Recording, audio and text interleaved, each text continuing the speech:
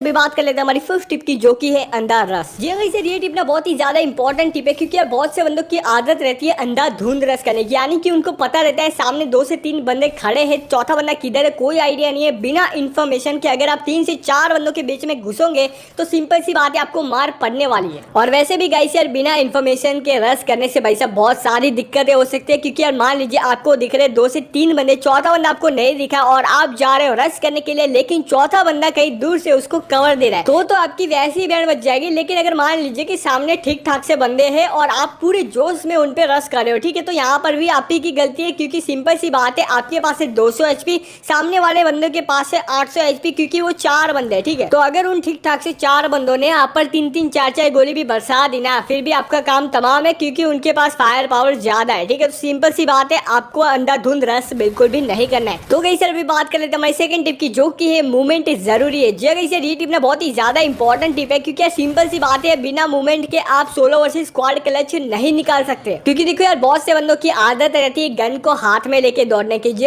Sir, ये आदत बहुत ही बेकार है, क्योंकि इससे आपकी पूरी मूवमेंट स्पीड की वाट लग जाती है। तो सिंपल सी बात है, आपको गन को हाथ में लेके नहीं दौड़ना है। देखो यार, मैं ऐसा भी नहीं बोला कि गन को आपको कभी भी लेना नहीं है, सामने बंदा दिख रहा है लेकिन आपको गन नहीं लेनी है, बस मूवमेंट करते रहना है। वैसे ऐसा बिल्कुल भी नहीं करना है भाई, सिर्फ मूवमेंट से बंदे नहीं मरेंगे, ठीक है। गन तो आपको हाथ में लेनी पड़ेगी, लेकिन जब भी आप पोजीशन चेंज कर रहे हो या फिर किसी बंदे पर रश कर रहे हो या फिर किसी बंदे को चेज कर रहे हो, उस टाइम पे आपको गन को हाथ में नहीं लेना है, ठीक है। और मेरे भाई, मूवमेंट में सिर्फ यही चीज नहीं होती, ठीक है। मूवमेंट में और भी बहुत सारी चीजें होती है, जैसे कि बार बार जिगजैग मूवमेंट देना, एक घर में से दूसरे घर में जाना, बार बार विंडो में से जंप करना, ठीक है, बिना अटके, ये सारी चीजें करना, उसी को बोलते हैं परफेक्ट मूवमेंट। और मूवमेंट करने का सबसे बड़ा फायदा ये है कि कोई भी बंदा आपको आसानी से हेड नहीं लगा सकता। तो सिंपल सी बात है, कभी भी आपको एक ही जगह पर खड़ा नहीं रह जाना है, बार बार मूवमेंट करके अपनी पोजीशन को चेंज करते रहना है। तो कैसे अभी बात कर लेते हैं हमारी थर्ड टिप की, जो कि है डैमेज, रश एंड कंफ्यूज। तो देखो मेरे भाई लोग, ये वाली टिप ना बहुत ही ज्यादा नेक्स्ट लेवल की टिप है, तो प्लीज जरा ध्यान से सुनना। तो देखो, आपको करना क्या है, पहले मिड रेंज या फिर लॉन्ग रेंज में किसी एक बंदे को डाउन कर देना है, या फिर किसी 2 बंदों को बहुत ही अच्छा खासा डैमेज दे देना है, ठीक है। उसके बाद गाइस यार, आपको उन बंदों पर रश कर देना है। रश करने का यही सबसे सही मौका है, क्योंकि उनके 2 बंदे बिजी हो गए, या तो दोनों बंदे मैडी लगा रहे होंगे क्योंकि बहुत ही गंदा डैमेज है, या फिर किसी एक बंदे को रिवाइव मिल रहा होगा, ठीक है। तो सिंपल सी बात है, दोनों बंदे बिजी है। लेकिन मेरे भाइयों, जब भी आप रश करोगे ना, वहां पर आ जाएगा एक ट्विस्ट, क्योंकि उनके बाकी के जो 2 बंदे रहेंगे ना, वो एंगल होल्ड करके कैंप कर रहे होंगे, या फिर वो दोनों बंदे आपको अकेला देखकर आप पर चढ़ जाएंगे, ठीक है। उसके बाद गाइस, जो भी बंदे आप पर चढ़ेंगे ना, उनको आपको कर देना है कंफ्यूज। जो नहीं भी चढ़ेंगे ना, उनको चढ़ने पर मजबूर कर देना है। चढ़ने के बाद भाई साहब उनको कर देना है कंफ्यूज, जिगजैग मूवमेंट देते हुए आपको एक घर में से जाना है, दूसरे घर में से निकलना है, ठीक है। कुछ इस प्रकार के आपको मूवमेंट करते हुए उन बंदों को कंफ्यूज करना है,